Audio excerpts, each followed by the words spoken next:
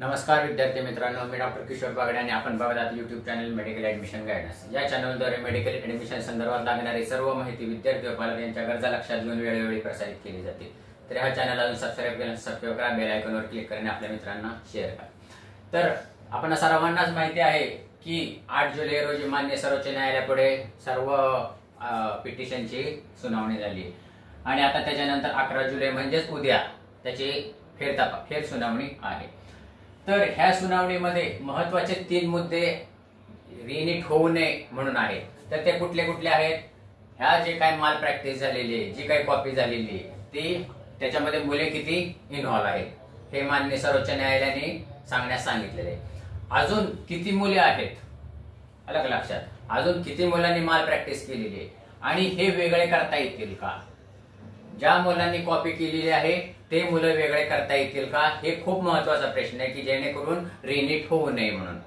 तर ह्याच्यामध्ये जसं एनटीए म्हणजे ही पूर्ण जी परीक्षा हे करतं, ऑर्गनाइज करतं एनटीए नॅशनल टेस्टिंग एजन्सी, आणि हे जे काही माल प्रॅक्टिसेस झालेले, कॉपी झालेले, पेपर लीक झालेले आहे, हे जे काही यंत्रणा तपासणी करतायत म्हणजे CBI central bureau of investigation, आता ह्या दोघांवरची जबाबदारी खूप वाढलेली आहे की जेणेकरून रिनीट होऊ नये। म्हणजे ज्यांनी प्रामाणिकपणे कष्ट करून ज्यांनी मार्क मिळवलेले आहेत, ज्यांनी रक्ताचं पाणी करून कोठेही इकडे तिकडे माल प्रॅक्टिस न करता मार्क मिळवलेले आहेत, त्यांच्या प्रामाणिकपणावर जर समजा गदा येऊ नये असं वाटत असेल तर एनटीएची आणि सीबीआयची जबाबदारी खूप वाढलेली। तर एनटीए कडे हा सगळा डाटा आहे, त्याचा आपण विचार करूया। एनटीए कडे सगळा डाटा आहे। पहिल्यांदा काय होतं, पेपर सेटिंग होतं, मग पेपर फायनल झाल्यानंतर पेपर प्रिंटिंग होतं आणि पेपर प्रिंटिंग झाल्यानंतर सर्क्युलेशन होतं। अलग लक्षात, हे 3 महत्त्वाचे मुद्दे आहेत, पेपर सेटिंग, पेपर प्रिंटिंग आणि सर्क्युलेशन। अलग लक्षात, तर हे एनटीए आणि हे स्टुडंट, तर अशा भाषामध्ये हे सध्या आपण कुरिअरचं आपण सगळं बघतो, आपण पण बऱ्यापैकी कुरिअर करत असतो। आपण जर एका ठिकाणी कुरिअर केलं तर ते डेस्टिनेशन पर्यंत पोहोचण्यासाठी त्याच्यावर आपला एक बारकोड असतो, ज्याला आपण टोकन नंबर म्हणतो। तर त्या बारकोड प्रमाणे आपण त्या ट्रॅकरवर जरी सांगलं तरी कुठे कुठे किती वेळ थांबलेले हे आपल्या लक्षात येतं। मुद्दा लक्षात आला का?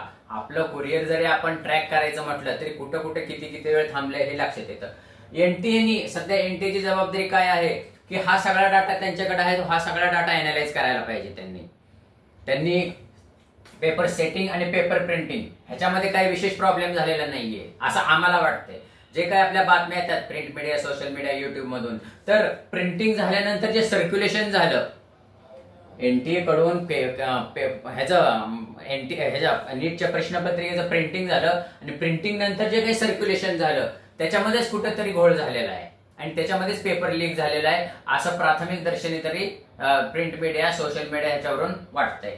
तर त्या सर्क्युलेशन कुठे जायला किती वेळ लागला, कुठे जायला किती वेळ लागला, हा सगळा डाटा आपल्याला काढता येतोय आणि हा एनटीएने काढावा। जरी हा डाटा खूप मोठा असला, अलग लक्षात, हा खूप मोठा व्याप आहे, जरी समजा 2 दिवसात होणार नसला तरी एनटीएने मान्य सर्वोच्च न्यायालयापुढे उद्या सादर करावं की हा डाटा काढण्यासाठी आम्हाला अजून वेळ द्यावा 1-2 दिवसाचा आणि तो डाटा व्यवस्थित काढावा की जेणेकरून आपण धरून चालू की ह्या एक्स ठिकाणावरून वाय ठिकाणापर्यंत जाण्यासाठी साधारणपणे 30 मिनिटं लागतात।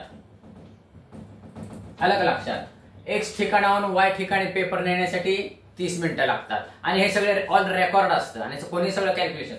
ह्या 30 मिनिटासाठी 1.5 तास किंवा 2 तास का लागले ह्याचं इन्व्हेस्टिगेशन करायचं आणि ह्या सर्क्युलेशन मध्ये कोण कोण होतं हे इन्व्हॉल्व करायचं, त्याच्यामधून लगे आपल्याला लक्षात येईल की किती मुलांना किती हे झालेलं आहे।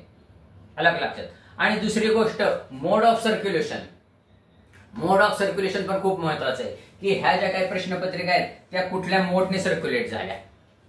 अलग लक्षात, हे जर लक्षात घेतलं तर मित्रांनो हे 3 प्रश्न जे काही रिनीट होऊ नये ह्याच्यासाठी प्रयत्नशील आहे, हे प्रॉब्लेम सॉल्व्ह होण्याची शक्यता आहे। म्हणून एनटीएला अशी विनंती आहे की हा सगळा तुमचा डाटा आहे, तुमच्याकडे डाटा आहे, डाटा नीट अनालाइज करा। तुम्हाला जर समजा वेळ नसेल, वेळ कमी पडत असेल 2 दिवसाचा, मान्य सर्वोच्च न्यायालयाने त्यांना फक्त 2 दिवसाचा वेळ दिलेला आहे, कालचा आणि आजचा, तर वेळ जर मिळत नसेल तर त्यांनी सरळ उद्या मान्य सर्वोच्च न्यायालयापुढे अर्ज दाखल करावा, अफिडेव्हिट दाखल करावा की हे सगळं डाटा अनालाइज करण्यासाठी आम्हाला थोडा वेळ लागणार आहे आणि त्यासाठी अजून वेळ वाढवून मिळावा, अजून 2-3 दिवस वेळ वाढवून मिळावा. पण हे अनालायझेशन जर सगळं व्यवस्थित केलं तर माननीय सर्वोच्च न्यायालयाने जे काही प्रश्न विचारलेले आहेत, किती मुलं ह्या माल प्रॅक्टिस मध्ये इन्व्हॉल्व झालेले, अजून किती मुलं ह्या माल प्रॅक्टिस मध्ये असू शकतात, कॉपी प्रकरणामध्ये असू शकतात, आणि हे मुलं वेगळे करू शकतील का, ह्या प्रश्नाचं उत्तर अतिशय योग्य रीतीने देता येईल. आणि हे योग्य दिलेलं उत्तर माननीय सर्वोच्च न्यायालयाला मान्य झालं तर हे मुलं वेगळे करून, की जसे की 563 जणांचं वेगळं आपण परत हे केलेलं होतं, रिनीट घेतलेली होती आणि परत त्यांचे ग्रेस मार्क कट करून ती जी काही योजना अवलंबली, तो जो काही मोड वापरला होता, वर्किंग मोड वापरला होता, तसाच वर्किंग मोड ह्याला वापरता येईल.